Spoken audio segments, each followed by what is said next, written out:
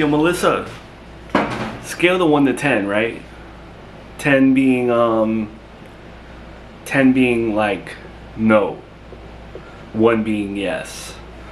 Scale of 1 to 10, how favorable is it to you to maybe just get a city hall wedding? I'm sorry, a what? No. Just city hall wedding. Joey, baby, I can't hear you. You're mumbling. I don't have great hearing. I've gone to a lot of Harry Styles concerts. A city hall wedding, instead of like saving up for an actual big one. You know, we're both mid-30s adults, you know, my second wedding and stuff. It's already hard to read your reaction to things with the sunglasses. So this 10.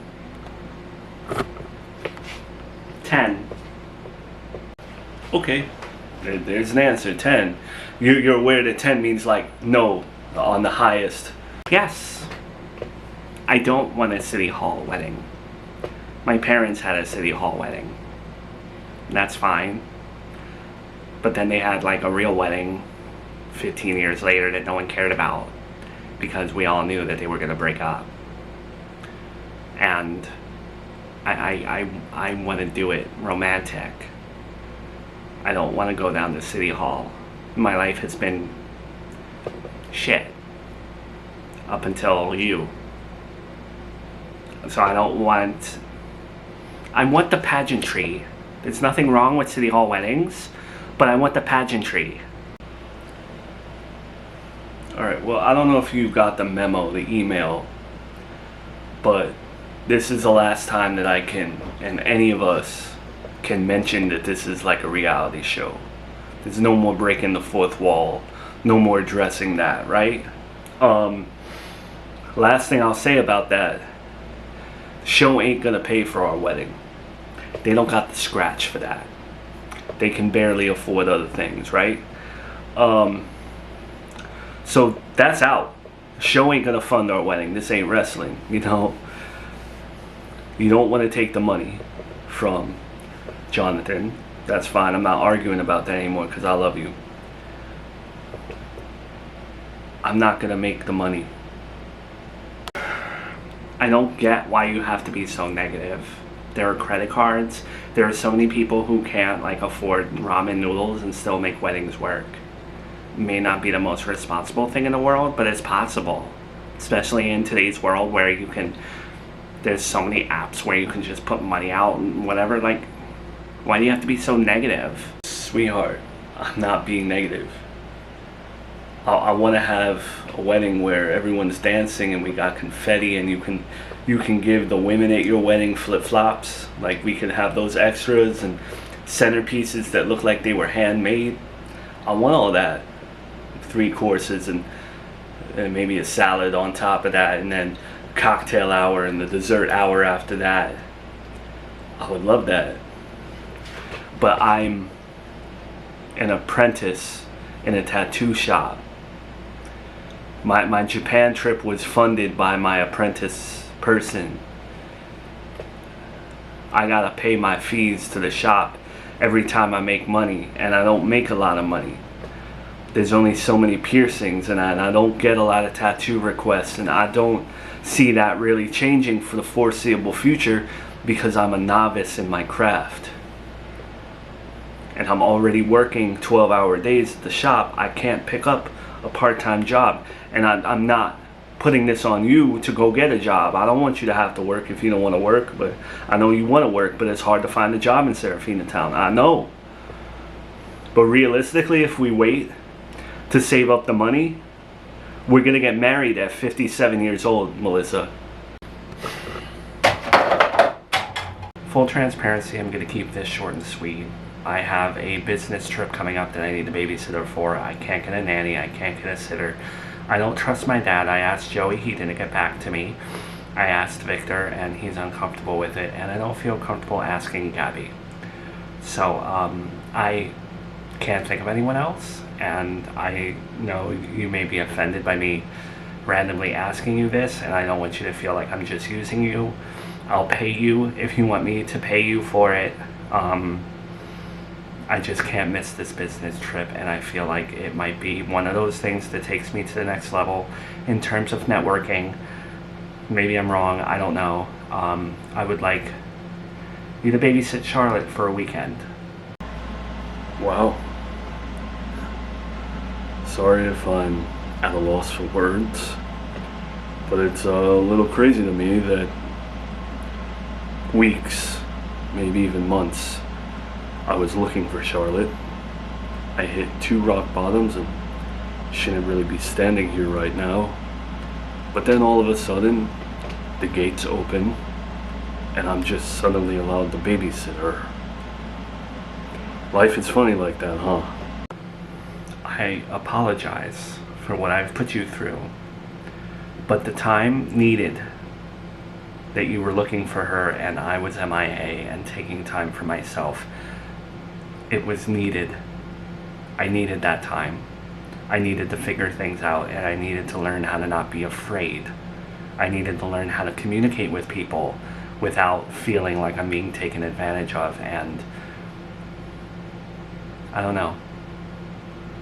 I can't give you any more excuses. It is what it is. I'm asking you to watch for a weekend. Take it at face value. I'll do it. No second guessing it.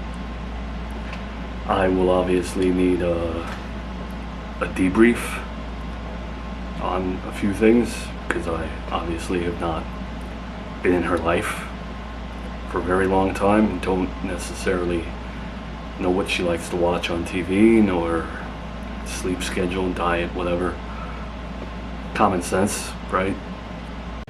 Really? Yeah, really. Look, I no longer obsess, and I'm no longer in pursuit. If you want me in her life, if you want me to do things like this, I'm for it. But the answer is yes. Sum things up. Okay, now again, full transparency, you're obviously going to be watched heavily. Like, there is a camera in pretty much every room in my house, except the ones where I want privacy. I will be watching every single second that you were watching Charlotte, and there were plenty of security guards outside and people roaming the property where I'm not telling you this because I don't trust you. I'm just letting you know there's going to be people around, and I'm going to be watching you and stuff. But also, can you mentally handle watching her after what I've put you through? No, I'm good. Like I said, I'm in a better place. This isn't something that I'm out seeking. It's not something that I'm constantly stressing over, and you know why? Because I have a new girlfriend. Her name's Cassandra. And it may not be healthy, but it's healthy for me. She takes my mind off things. She builds me up, she empowers me, and she lets me know that I don't have to obsess over the things I used to. And that I can live a happy life with the things that disappoint me. Alright, cool, great. Thank you for doing this and not turning it into something, because Joey was pretty pissed off that I even asked him. Well, it seems like the only time we're allowed to break the fourth wall is for commercials. Today's 3 episodes are brought to you by When the Toxic Mother-in-Law, which is out now on Amazon, or you can go to aojoey.com. Man, oh man. I'm not doing that again. A little inside baseball here. This is the 5th time that I've tried to record this. I'm not retaking it. It's on aojoey.com, or it's on Amazon. They wanted me to also say that there is a Serafina Talon shirt, and okay, we're not promoting that until we physically have it to show you.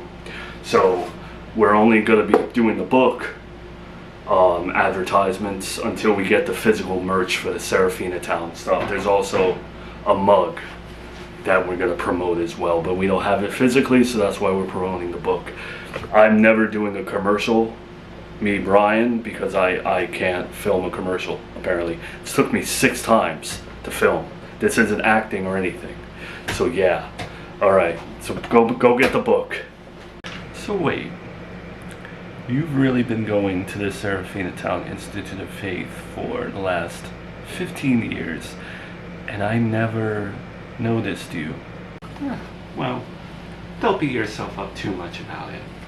Your Institute of Faith, sees hundreds of, maybe thousands of people a week? I usually sat way in the back on the first floor anyway, so, I didn't hang around much. Your institute is huge. You're absolutely right. It used to be deemed a mega church, so there are a lot of faces coming and going. I just can't believe I never noticed you, and now you are my girlfriend's top campaign manager. Look at how life works. One thing I learned in my life, maybe I don't know, the top lesson is that it's a very small world. You think your good deeds, your bad deeds, you think they go unnoticed, but we're all just on this rock, and the rock isn't as big as it seems. That it is, indeed. Let me ask you though, taken back by your friendliness and openness with me, how come you felt so open to tell me about your sister's illness and what she survived? I know I hear a lot of these stories in the Institute, but outside of it, on a personal level, no one really opens up to me like that. Well, it goes back to what I just said. I'm just a naturally kind person and kind of expect the same in return. Like I said, we're all just together on this rock. I try to create as little distance between me and other people as possible. You are one of a kind. You know that as a person, never change. You, I believe, have a spot up in heaven, just waiting for you. But because you opened up with me, I feel like I can open up with you. I was somewhere a few months ago while I was married. I had gone back to a place to make sure everything was done and okay. I'm a perfectionist, Call it I won't even say it. But I went back there and checked everything over, and I always wondered if maybe someone noticed me, if there was a witness, and I feel like there is, or was, and I can't find him. I have his info, I know what he looks like. Took my private jet down to Florida and can't find the sucker. I hear you, but can I ask what you might have done that you're so worried about someone seeing you or whatever? I don't really know what you're getting at. Nothing crazy. I just, when you have a situation where you want to control it and make sure everything went as planned, and then you kind of hear things and people might have seen you do something, and what if the outcome wasn't what you thought it was, and I'm just second guessing myself, and I don't know how to get it out of my noggin. Sure, it'll all turn around. I also learned in my life that we tend to fixate on things that aren't even going to happen, or we think things are worse than what they actually are. Yeah, you're right. Universe fixes itself. I think I know what I can do. Thank you for listening. Yeah, of course. How did you get this number? Well, I'm a very resourceful individual, and I really don't mean to upset you or cross any lines. I know you and I have never been ultra friendly, But I feel like you and I can also, like everyone else, have a nice little reset.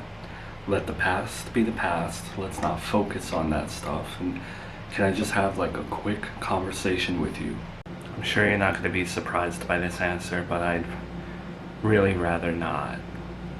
I appreciate the honesty, and I know you don't, but I think you might because it's about Junior. What?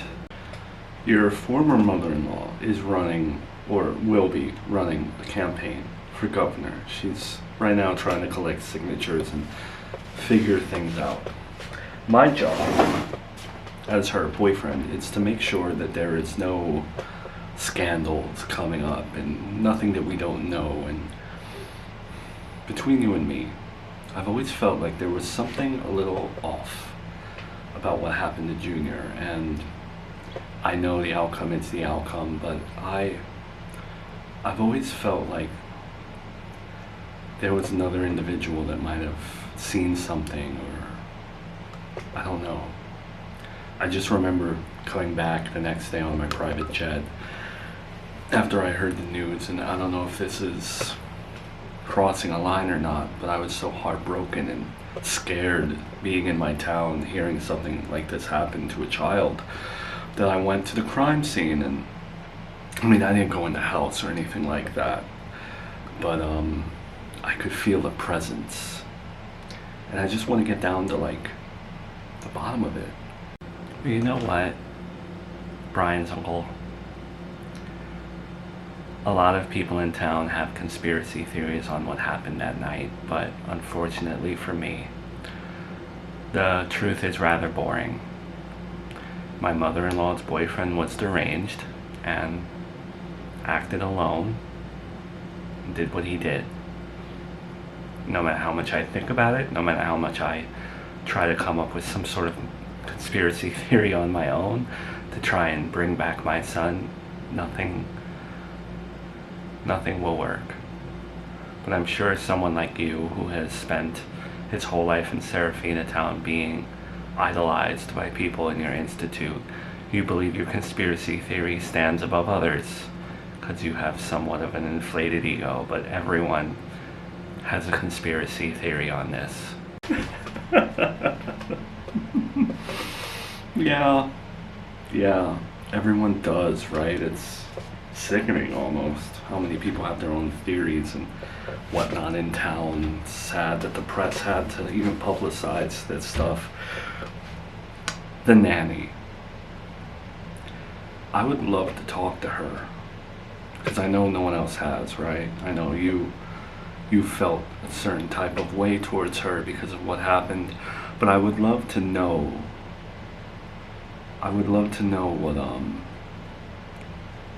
what she might have seen and whatnot. I remember the press messed it up, right? Saying that she died and they hid that, or they got it wrong, and she'd been in like hiding in a way. I would love to just pick her brain to know what she saw that night. Aren't you curious? If you're asking for my former nanny's info, the answer is no. Please, Miranda. I won't bother you after this anymore. It's just there, and I'm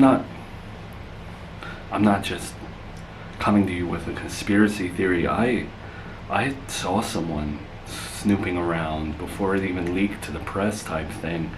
You know, he had a pair of glasses that only I thought I had in town. I know it's crazy that this town is so scarce on eyewear that this is a thing, but he was wearing a beige Jets cap. In a beige Jets hat?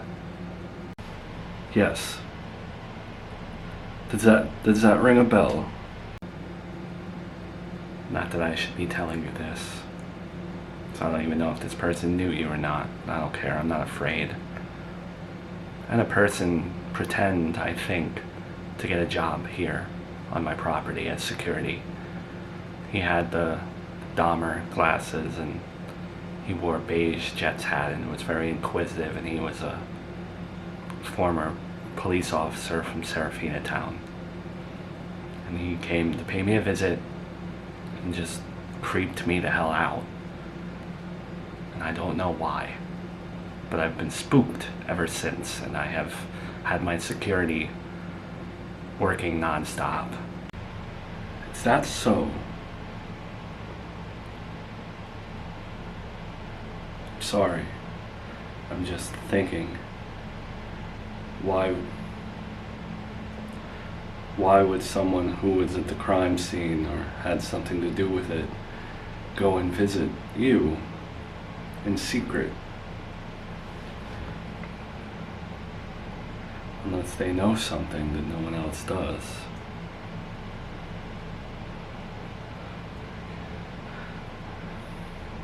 Thank you for your time, Miranda. I have to go speak to other people.